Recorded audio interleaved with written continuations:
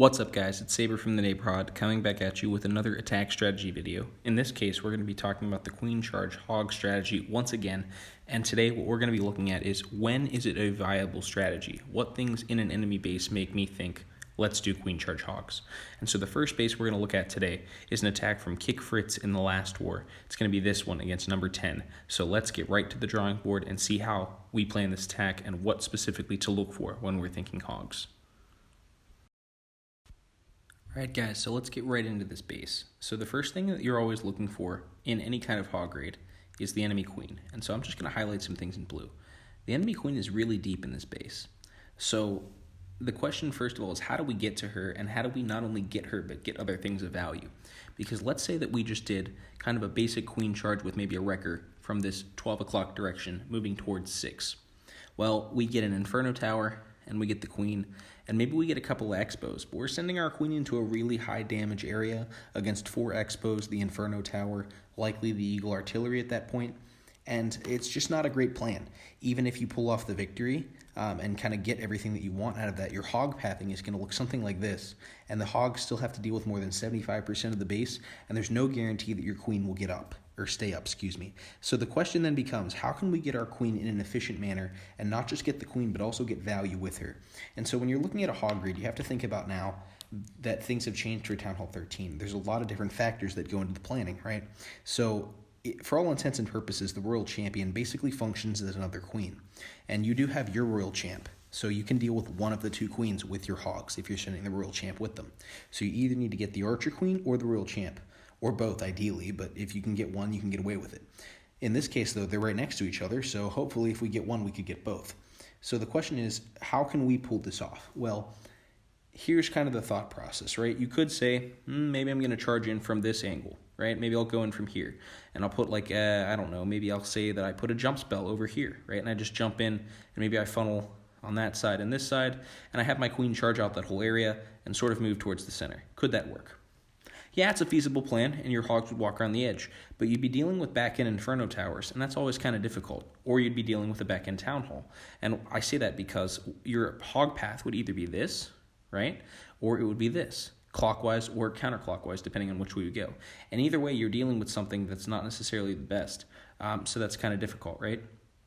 Well, what we want to deal with in this case is we basically want to make sure that we can get the queen in such a way that we get an excessive value. So how can we do that? Well, Al is a really experienced queen walker, right? So Al is going to say, I'm going to take my queen, and I'm going to mark it in purple because this is the actual plan.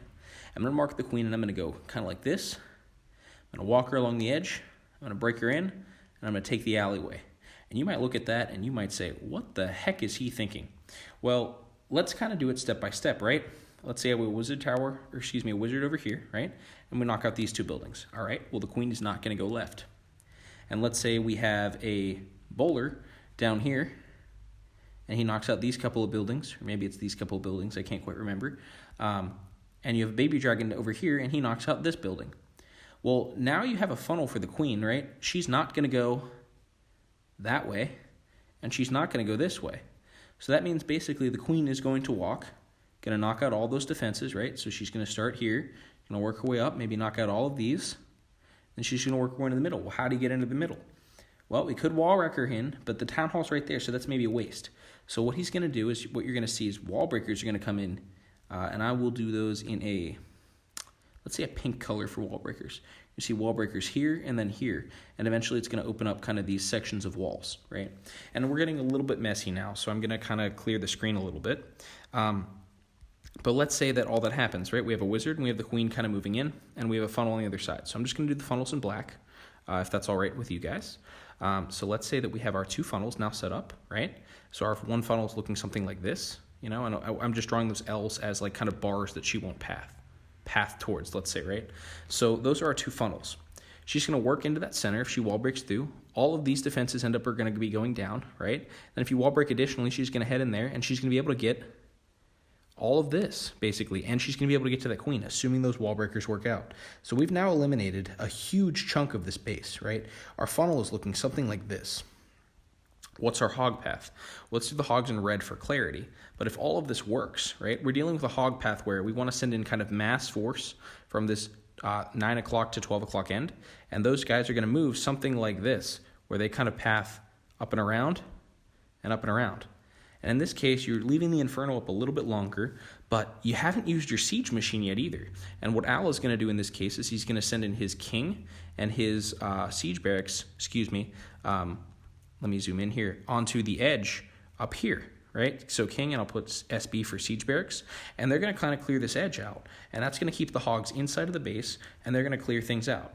And so what he was looking for at the beginning of this base was, how do I get the queen? That's your number one priority. Then once you decide, okay, I could get to the queen a couple of different ways, you have to decide, how can I get the most value for killing the queen, right? In this case, he's able to get the queen, the CC, the town hall, right? That's a lot of value. If you can get a couple of those things, plus maybe a scatter shot in there as well, that's when you're looking at a 3-star, right? And I think this base does lack a couple of the scatter shots, so that's part of his advantage in this case. But having said all that, let's now go to the drawing board and see how I executed this attack. All right, so here we are, guys, on the replay. I started a little bit early, but here we go. So the queen's going to come down, and the wizard is going to come down, and the bowler and the baby dragon are going to come down, all as we talked about, right? And we're going to see that funnel develop. He's going to knock out all of those edge defenses, and he's going to build the funnel on that 6 to 3 o'clock side, right? The baby dragon and the bowler knock out all of those buildings. And so it's clear where the queen is going to walk. The question is, what's going to happen with all these wall breakers? Well, unfortunately, the first set catches a giant bomb. But he brought 11 wall breakers into this raid, right? So you know that he was going to get in eventually, assuming that he just handled business. And he does. Now, there's a little bit of a threat here with the queen getting dragged down south by the king. And so he drops his king, thinking that maybe he could, kind of draw the enemy king away. But it's too late. His queen is locked on. There was a chance at this point that she would lock on to that kind of southern gold storage. But the king and the baby dragon take it down in time. At this point, the town hall activates and he begins to attack the town hall. But his plan's going mostly to plan at this point, right? And I know that sounds redundant, but it is what it is, right? And so the queen is kind of moving through. The town hall is down. He has 5 wall breakers left and a couple of rage spells, right? 1 rage spell. He's going to use the rage and the poison here to deal with the CC. And he's going to start sending in his wall breakers. Some of them, and it's not the best wall breaker deploy, but some of them should get through that wall segment on the left side and get him to that archer queen. And so they do. He has to work through a couple of defenses here, and the queen does some weird pathing and it ignores a whole bunch of defenses to just end up targeting that expo. And then I'm going to pause it right here. So let's look at this. At this point, right, the enemy queen is down, and can you guys see it, right? We have our clear L shape that we're always shooting for, right? Here's the kind of the bottom of the L, right? And the L moves sort of this way around the base, and I'm just clicking on defenses, right? Because I can't sketch while I'm recording live. So that's the L shape, and when you can get that L shape, we've knocked out one of the heroes, we've gotten a good bit of value on this base, right? That's when we hog. And he's going to use the siege barracks to deal with these top 2 defenses up here as well. And that'll sort of complete the funnel for the hogs. So we have first layer funneling, and then we have second layer funneling. And in this case, Kick Fritz is doing both. So let's watch the rest of this raid. I'm going to speed it up just a tad. Call this 2 times. The Royal Champion's going to come down and pick off some of these edge defenses. The Warden ability is going to be popped right here to kind of tank some eagle shots as they have to deal with the Royal Champion. Queen finally takes her down. They heal their way through this bomb tower, and they freeze the Inferno tower. And at this point, you can kind of see there's almost 15 hogs left maybe. Maybe I'm overestimating a tad, but there's a lot of hogs left. The Royal Champion is still up, and it's absolutely GG. All the cleanup has actually already been done during the raid, and it just ended so quickly. And so that's a really good example of an execution of a hog raid. Now we're going to go back to the drawing board and look at a second example of what to look for when you're doing hogs. All right, guys, so we're back to the drawing board for the second attack. And this is from our current war. So this is almost a live attack. This actually just happened less than 30 minutes ago, but I'm showing it because I think it makes sense in the context of this video. So once again, we look at this base, and Al thinks hogs. Well, the question is, why does he think hogs, right? Those 2 keys that we talked about in the last video. For a hog raid, you got to deal with at least one of the queens, right? When I say the 2 queens, I mean the queen and the Royal Champion, right? But they serve a similar purpose. They're ranged units that can do devastating damage to your hogs. So you got the queen, you got the Royal Champion, and then you got the CC right here. Typically, the queen does more damage than the Royal Champion, so you're really worried about her, and you're not so much worried about the Royal Champion, right? So in this case, we have a queen and we have a CC that are kind of right next to each other. And at the lower level town halls, say 9 and 10, if you get the queen and you get the CC, you can hog all the way. But at town hall 12 and 13, now the town hall itself is a defense. And so you need to get a little bit more value than just the queen and the CC in order to perform an effective hog raid. So let's look at what other value is in the area. Well, you can see that there's a lot of value in sort of this. I'm going to erase the previous things on the screen. this whole general sector that I'm going to circle in blue here, right? If we circle from here to here, we have a ton of value, right? We have 2 Inferno towers right there and right there. We have an Eagle artillery. We have the Archer Queen and a scatter shot together over here. Couple of air defenses. We have an Expo and a Wizard Tower, right? That's a whole bunch of defenses right there in the center of the base. Especially important are those Inferno towers, the Eagle artillery, and the scatter shot, as well as the Archer Queen and the CC, right? So in theory, we could get 2 Archer towers and we could do an air raid, right? So the question is, why choose air, or why not choose air, I should say, instead of hogs in this case? And let me clear the base once again. Well, we could do air, right? But if we did air, well, let's say we kind of had, let's say, you know, our queen charge is going to be something like this, right? Because this is where we can get the most value.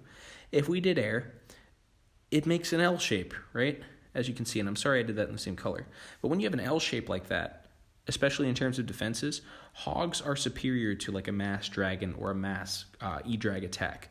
You could try to pull off a Lalo on this base, but for Laloon, right, you have to have air defenses for which your lava hounds can track at. And in this case, the air defenses are here and here. And so maybe your first loon or your first hound hits here, and your loons kind of travel clockwise, right, going towards there. And then your second lava hound wouldn't be able to be deployed, perhaps until maybe across the top, something across the top, excuse me, messed that up, had a little bit of a technical error there. Across the top, something like this, or maybe down from this angle here. And that just leaves a lot of times for your loons to be exposed, and there's no guarantee that you get this central inferno, and that could just fry your loons from the inside out, right, as they're making their edge around. So let me clear the base one more time, and we're going to talk about how Al decides to attack this base in the most functional way possible. So what Al sees, and I'm going to use black for my funnel, right, he says, if I could just somehow basically put bars here and here for the queen, right, I could say don't cross those lines, then the queen is going to go right into this base, right?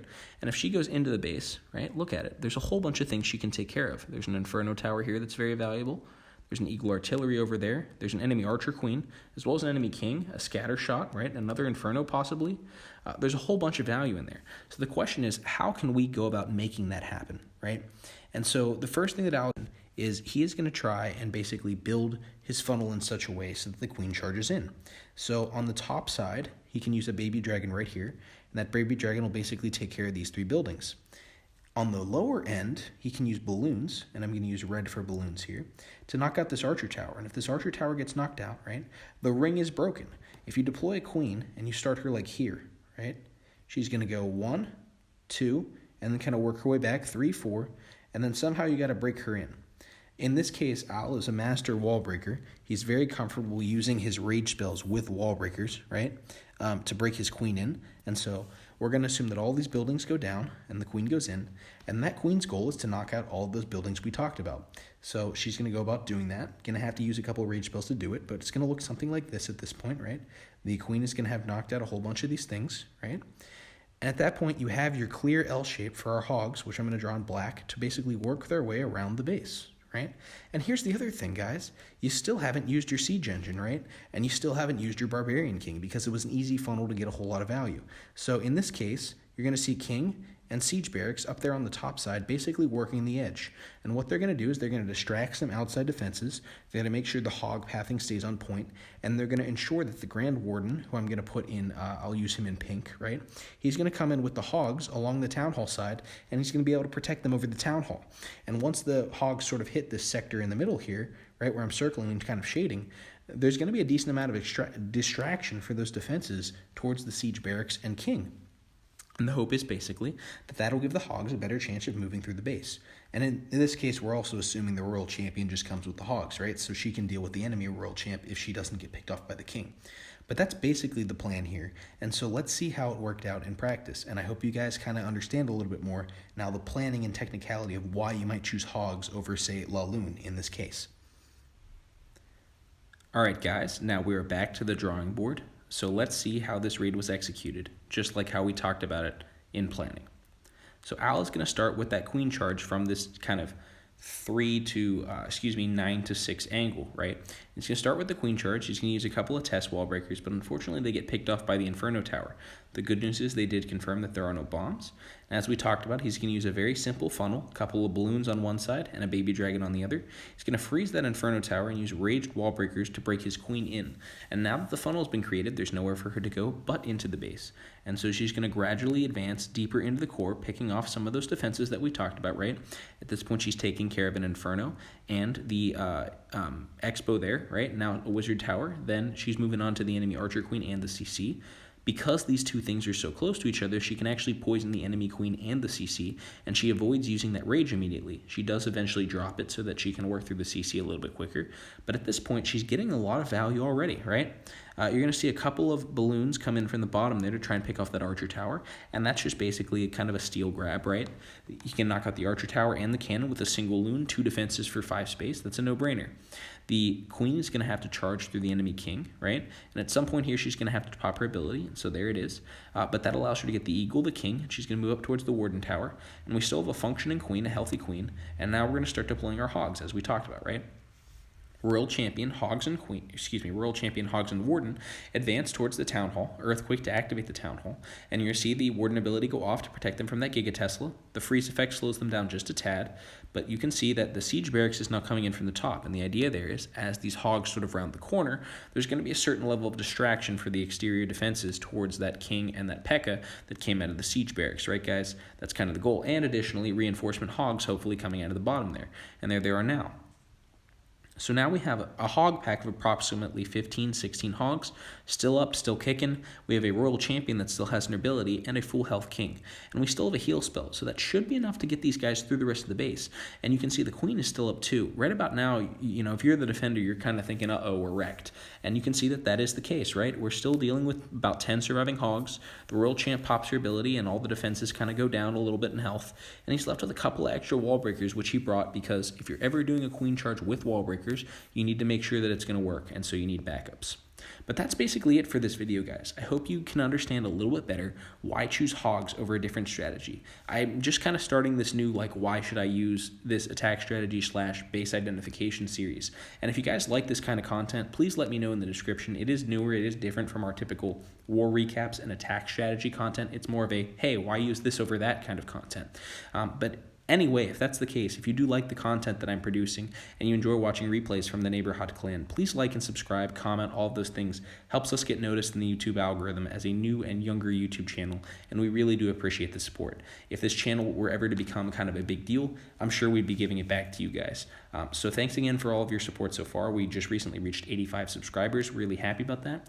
And we just recently reached Champs 2 and CWL. If you're interested in joining the clan, the info's in the description as always. Please support us on Instagram, etc., blah, blah, blah.